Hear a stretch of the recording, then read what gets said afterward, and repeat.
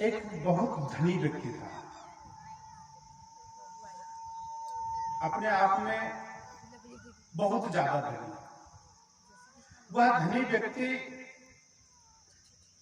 सोच रहा था कि ये धन जितना होगा ये मैं क्या करूंगा।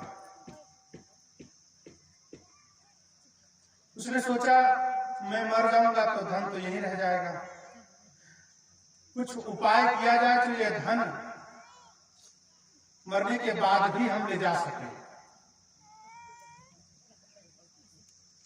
उसने अपने आप में सलाह तो लिया, लेकिन उससे कुछ उत्तर न मिला।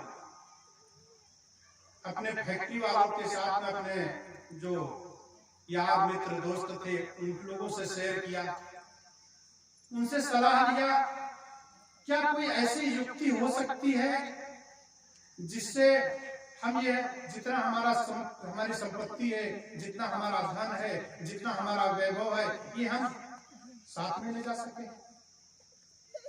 अगर जो कोई व्यक्ति इसमें सलाह देता है, हमें कोई युक्ति बताता है, तो हम उसे 1 लाख रुपए देंगे।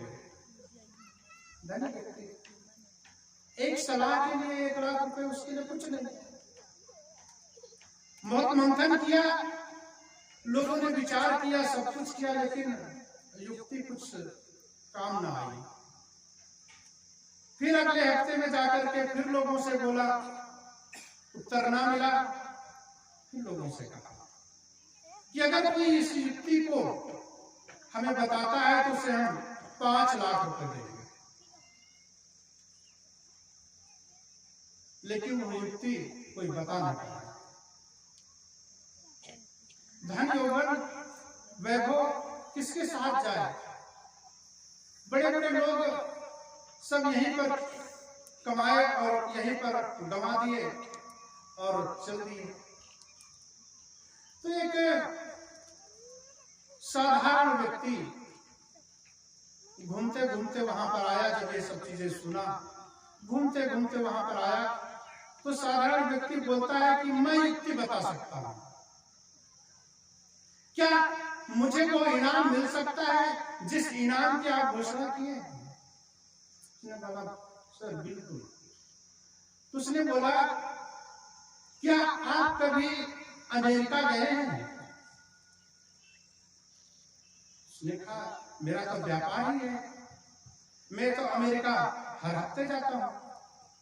तो उसने बोला अमेरिका आप जाते हैं तो पहले क्या करते हैं?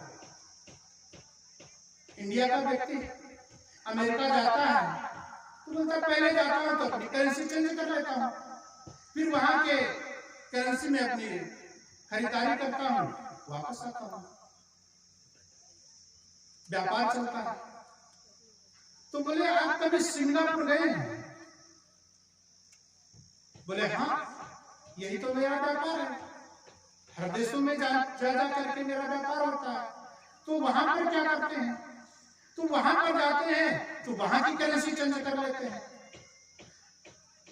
कुल मिलाकर के हम किसी देश को जाते हैं और वहां की करेंसी को चेंज करते हैं और अपना व्यापार करते हैं।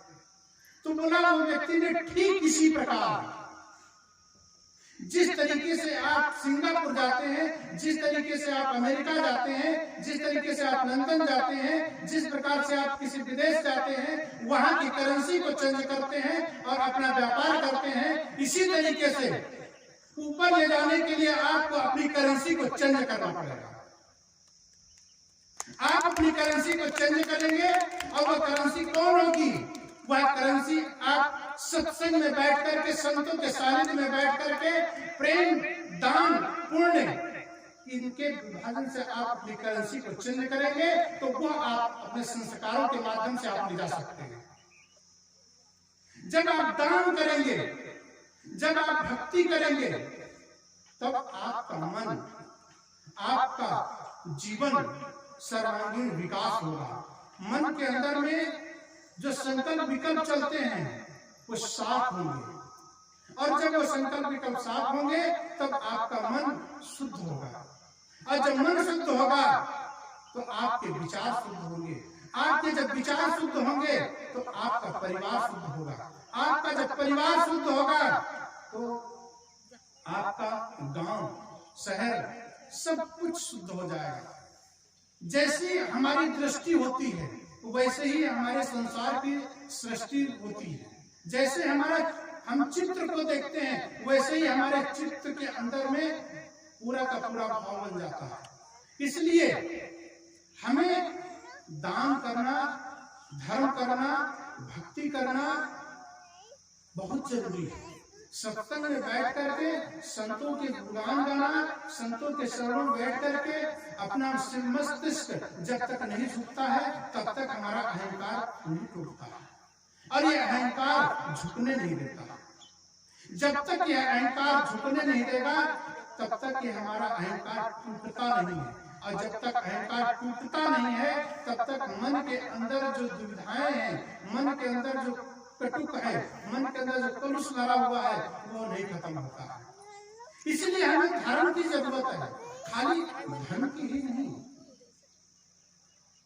ये धन और धर्म ये दोनों जोड़े हैं। अगर व्यक्ति के पास में धन ही हुआ तो वो धन अंधा हो जाएगा। अगर व्यक्ति के पास में धर्म है किंतु उसके पास में धन नहीं है तो वह व्यक्ति लंगड़ा हो जाता है। किसी को कुछ देना चाहता है, कुछ खरीद करके किसी को, महात्मा को वस्त्र देना चाहता है, दान करना चाहता है, लेकिन है नहीं। इसलिए धन और धर्म की जरूरत है दोनों की। यही धर्म है, यही धन है। इसी धन से आप सब कुछ कर सकते हैं, लेकिन धन आपको अंधा बना सकता है। आपके पास में धर्म नहीं है, आपके पास में संत नहीं है, आपके घर में संतों का पदार्पण नहीं होता है तो आपका धन आपको बर्बाद कर सकता है। आपका धन गलत जगह में लग सकता है, आपका धन जुआ में लग सकता है, आपका धन कहीं दुर्गति में लग सकता है, नशा में लग जाएगा, कहीं लग जाएगा, आपका धन बर्बाद हो जाएगा। इसलिए धर्म की जरूरत है। धर्म क्या? धर्म न हिंदू बौद्ध है, धर्म न हिंदू बौद्ध है, धर्म न मुस्लिम जैन, धर्म चित्त की सुधा, धर्म शांत सुख चैन। हिंदू मुस्लिम बौद्ध सिख ईसाई ये धर्म के छिलके हैं। धर्म तो आपके अंदर में है। अपने पड़ोसियों के साथ में, अपने भाइयों के साथ में, अपने पत्नी के साथ में, अपने बच्चों के साथ में सुंदर व्यवहार करना, ये धर्म। भगवान की बनाई हुई चीजों पे आप प्यार नहीं करेंगे, भगवान के बनाए हुए आपके जो बच्चे मिले हुए हैं, आपका जो परिवार मिला हुआ है, इनसे आप प्यार नहीं करोगे। धर्म क्या? धर्म कोई ऐसी चीज नहीं है कि आप कंठी पहन लिए, माला पहन लिए, मंदिर में जाकर के घंटी बजा दिए, लेकिन घर में आकर के लड़ाई कर लिए। घर में आए तो पड़ोसी की दीवार थोड़ी सी जरा सी आपके तरफ आ गई, लड़ाई चालू हो गई। कोई 1 एकड़ के लिए, कोई 1 बीघे के लिए कहीं लड़ाई नहीं सुना होगा। भाइयों भाइयों में जब भी लड़ाई होती है तो सिर्फ केवल थोड़ी सी जगह के लिए, थोड़े से सामान के लिए बंटवारा होता है। अगर मेल थोड़ी सी उधर चली गई तो अगला व्यक्ति, अगर भाई तुम्हारा दुश्मन बन जाता है। जबकि आपस में ये नहीं होना चाहिए। भाई का हक खाने वाला कभी भाई सुखी नहीं रह सकता। अगर उसका हक है तो प्यार से उसका हक मिलना चाहिए। आप अपने हक में जितना संतुष्ट रहेंगे, जितना सुखी रहेंगे, जितना समृद्धि होगी, उतना दूसरे का हक मार करके, दूसरे के धन लेकर के आप उतना सुखी नहीं रह सकते। इसलिए सर्वांगीण विकास जीवन का कब होगा? जब आप सत्संग और साहित्य से, जब आप संतों के चरणों में अपने मन की डोरी को बांधेंगे। कोई भी काम करने जाए, कोई छोटा से छोटा काम करने जाए, आपको अगर संत लोग सलाह देते हैं, गुरुजन सलाह देते हैं, बड़े बूढ़े घर में सलाह देते हैं, उनको मानने की जरूरत है। ऐसे ही बच्चों को परवरिश करने की जरूरत है। छोटे छोटे बच्चों में अगर आप परवरिश करते वक्त अगर जरा सी भूल चूक कर जाते हैं तो आपका बच्चा बिगड़ सकता है। लाड़े 5 वर्षाणि ताड़े 10 वर्षाणि प्राप्ते तो षोडशे पुत्रम मित्रम युवाचरे। लाड़े 5 वर्ष तक आप बच्चे के साथ में लाड़ प्यार करके उनको खिला पिला करके मस्त खिलाते हैं, अच्छा लगता है। लेकिन 5 वर्ष के बाद में वह बच्चा समझदार हो जाता है, थोड़ा सा जानकार हो जाता है। अगर उसके ऊपर टाइट नहीं रखेंगे, नजर नहीं रखेंगे तो बच्चा बिगड़ने लगेगा। इसलिए लाड़े 5 वर्ष ताड़े 10 वर्ष तक उसके ऊपर में अंकुश की जरूरत है। 10 वर्ष तक उसको ताड़ने की जरूरत है, 10 वर्ष तक उसको समझाने की जरूरत है। प्राप्ति षोडशे पुत्रम मित्रम युवाचरे। जब वह 16 वर्ष तक उस पुत्र को मित्रवत मानना चाहिए। वह चाहे लड़की हो, माँ को अपनी सहेली एक मित्रवत के साथ व्यवहार करना चाहिए, पिता अपने बेटे को मित्रवत मानना चाहिए। 16 साल के बाद में वह पुत्र आपका मित्र समझ करके आप उसके साथ व्यवहार करेंगे तो वह पुत्र आपको श्रद्धा से देखेगा, आपको आपके ऊपर और उसको आपके ऊपर विश्वास होगा। अगर जो उसको जरा से इसमें परिवेश में दिक्कत आई, परिवेश में जरा से इसमें कमी आई तो ये परिवेश आपके बच्चे को बिगाड़ सकती है। जब तक बच्चा आपके अंदर खुलापन न हो, परिवार के अंदर उससे कोई बात शेयर करना हो तो आपको उससे डर न लगे, बच्चे को आपसे उसे डर न लगे, तब वह पुत्र मित्रवत बनेगा। तब हमारा जीवन, तब हमारा परिवार सुखी रहेगा, संपन्न रहेगा, धन वैभव सारी चीजें रहेंगी। इसलिए परिवार के अंदर में धन और धर्म के दोनों की जरूरत है। जिस तरह से आंख और पैर, उसी तरीके से धन और धर्म। धन ज्यादा होता है, अगर धर्म ना हुआ तो गड़बड़ा जाएगा। जिस तरीके से आंख और पैर, आंख से अगर व्यक्ति अंधा है तो वह उसका कदम आगे नहीं बढ़ सकता। आंख का अंधा व्यक्ति लाठी का सहारा लेता है लेकिन फिर भी कदम इधर उधर लड़खड़ा जाते हैं। लंगड़ा हो गया, वह व्यक्ति सब कुछ देख सकता है लेकिन चल नहीं सकता। इसी तरीके से धन आपके पास में है लेकिन धर्म नहीं है तो आप अंधे हो सकते हैं।